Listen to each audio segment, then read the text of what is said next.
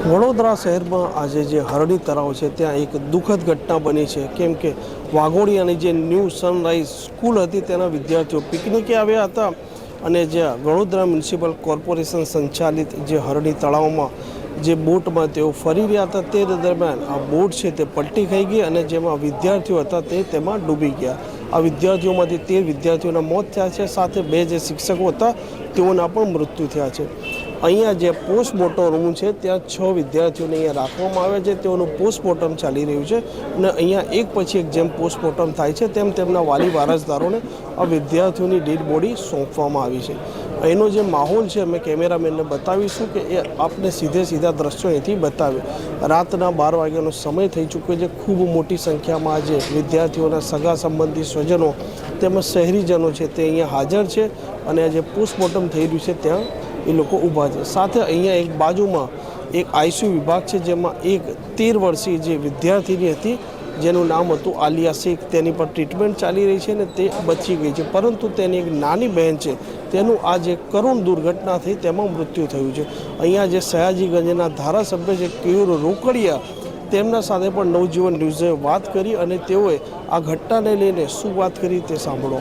હરણી લેકઝોન ખાતે જે આજે હોડી પલટવાના કારણે 14 જેટલા એટલે કે 12 જેટલા બાળકો અને 2 શિક્ષકોના જે મૃત્યુ થયા છે એ ઘણી મોટી દુઃખદ ઘટના આજે ઘટી છે। સમગ્ર વડોદરા શહેર આ તમામ બાળકોના પરિવારજનો સાથે ઊભું છે અને જે ઘટના બની છે એ ઘટનાના સંદર્ભમાં સીએમઓ પીએમઓ તરફથી પણ સમયાંતરે પૂછપરછ અને સૂચનાઓ આવતી હતી। માનનીય મુખ્યમંત્રી શ્રી ભૂપેન્દ્રભાઈ, ગૃહમંત્રી હર્ષભાઈ એ પોતે પણ અહીંયા આવ્યા છે, આવીને જે પરિવારજન છે એને સાંત્વના પણ આપી છે। સાથે 4 લાખ રૂપિયાની સહાય રાજ્ય સરકાર દ્વારા, કેન્દ્ર સરકાર દ્વારા 2 લાખ રૂપિયાની સહાય મૃતકને અને જે વ્યક્તિ ઇજાગ્રસ્ત છે એને 50-50 હજારની સહાય પણ જાહેર કરી છે।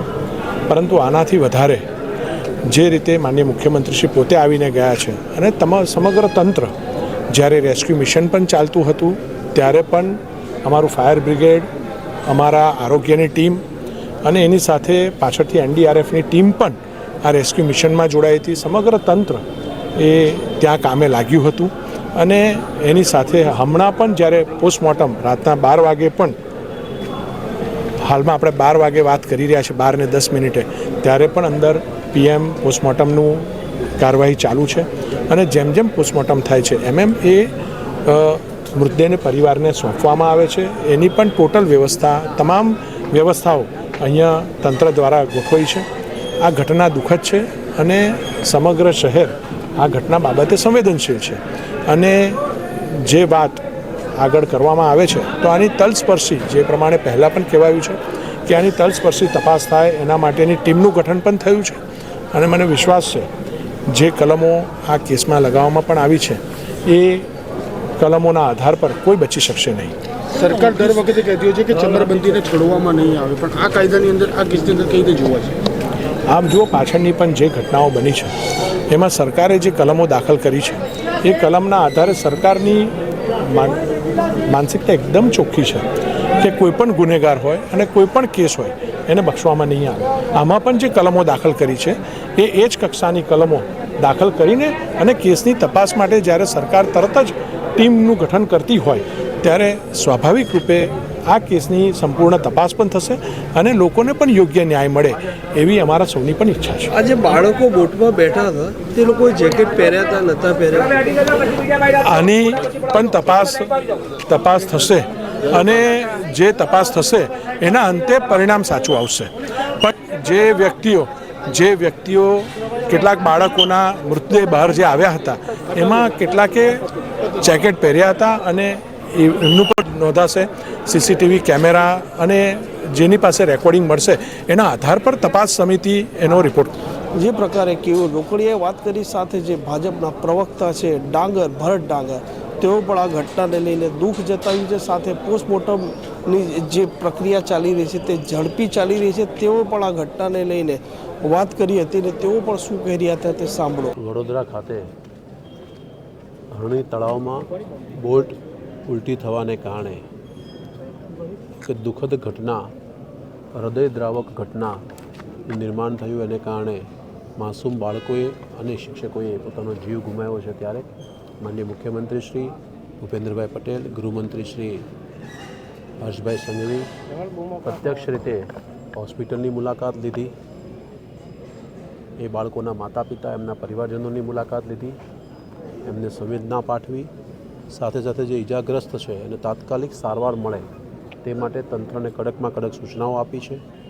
આ સમગ્ર ઘટનાની તપાસ માટે જિલ્લા મેજિસ્ટ્રેટની અધ્યક્ષતામાં કમિટીની જાહેરાત કરીને સમગ્ર ઘટનાનો તલસ્પર્શી અભ્યાસ કરવાની આદેશ આપ્યો છે. સાથે સાથે આ સમગ્ર ઘટનાને માનનીય પ્રધાનમંત્રી આદરણીય મોદી સાહેબે પોતે પણ આ સમગ્ર ઘટના પર દુઃખ વ્યક્ત કરીને એમના પરિવારને સંવેદનાઓ પાઠવી છે. કેન્દ્રીય ગૃહમંત્રી આદરણીય અમિતભાઈ શાહ સાહેબે પોતે પણ ટ્વીટ કરીને આ સમગ્ર ઘટના માટે થઈને રાહત કામગીરીની ચિંતા કરીને આ ઘટના માટે થઈને સંવેદના વ્યક્ત કરી છે.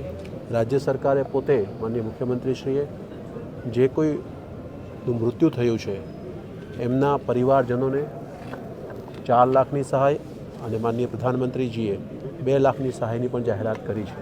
આપણે સૌ જાણીએ છીએ કે સહાય કરતાં પણ વધારે મહત્ત્વનું હોય છે આપણા વચ્ચેનું બાળક કે આપણા પરિવારજન. અને આ દુઃખદ ઘટનાની અંદર પ્રભુને પ્રાર્થના કરીએ કે બધા જ પરિવારોને આ દુઃખ સહન કરવાની શક્તિ આપે. સાથે સાથે કસૂરવાર જે લોકો છે તેની સામે કડકમાં કડક હાથે કાર્યવાહી કરવાની પણ માનનીય મુખ્યમંત્રીશ્રીએ આદેશ કર્યો છે. અને એટલા માટે તેની કમિટીનો રિપોર્ટ આવશે. એ પહેલાંથી જ ધરપકડનો દોર શરૂ થયો છે અને ધરપકડ પણ શરૂ કરી દેવામાં આવી છે. રેસ્ક્યુ પતી ગયું, હજી કોઈ બાળક ના મળ્યું હોય તેવી કોઈ તપાસ એટલા માટે થઈ રહી છે કે કદાચ કંઈ ધ્યાનમાં આવે એની માટે થઈને એનડીઆરએફની ટીમ પોતે પણ ત્યાં હાજર છે અને એનડીઆરએફની ટીમ પોતે પણ તપાસ કરી રહી છે. કેમેરામેનને તે પણ જણાવવાની કોશિશ કરીશ કે જે એના દ્રશ્યો છે તે આપણે બતાવ્યું. ખૂબ દુઃખદ અને આક્રંદ માહોલ છે, કેમ કે એક જ સ્કૂલના જે વિદ્યાર્થીઓ હતા તેઓનું ડૂબી જવાથી મૃત્યુ થયું છે. થોડાક સમય પહેલાં જે રાજ્યના મુખ્યમંત્રી ભૂપેન્દ્ર પટેલ પોતે પણ અહીંયા આવ્યા હતા. આ જે ઘટનાના જે પીડિત હતા તેમના સ્વજનો હતા તેઓને સંવેદના પણ પાઠવી હતી. નવજીવન ન્યૂઝ તમને સીધા સ્થળ પરથી આ દ્રશ્યો બતાવી રહ્યા છે. તે માટે આ ચેનલ સાથે આપ જોડાયેલા રહો. કેમેરામેન ફૈજાન રંગરેજ સાથે તોફિક ગાંચી, નવજીવન ન્યૂઝ, વડોદરા.